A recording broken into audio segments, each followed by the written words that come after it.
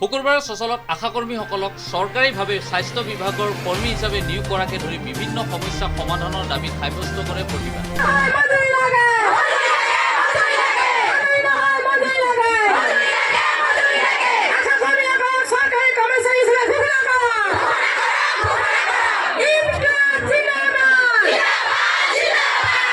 আশাকৰ্মীসকলক আমৰ অত্যাধিক বোজাৰ পৰা ৰেহাই দিয়া, উপযুক্ত সময়ত মজুৰি প্ৰদান কৰা, মজুৰি ২৬,০০০ টকালৈকে বৃদ্ধি কৰাৰ লগতে প্ৰভিডেণ্ট ফাণ্ড, গ্ৰেচুইটি, ই.এচ.আই, পেঞ্চন, স্বাস্থ্য আৰু শিক্ষা ব্যৱস্থা সহ সামাজিক সুৰক্ষা ব্যৱস্থা কৰা আদিৰ দাবী তুলি প্ৰতিবাদীসকলে ৰূপায়ণ কৰে প্ৰতিবাদী কাৰ্যসূচী।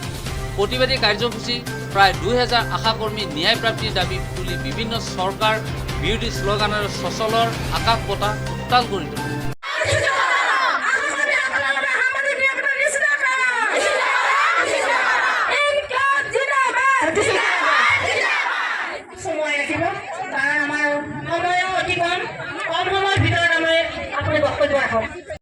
আমি ভাবিছোঁ আৰু কাৰ্যসূচী দিয়াৰ সময়ত আপোনালোকে প্ৰতিক্ৰিয়া থাকিব, নাযাব, হয়তো ৫ মিনিট বা ১০ মিনিট লাগিব পাৰে, কিন্তু কাৰ্যসূচী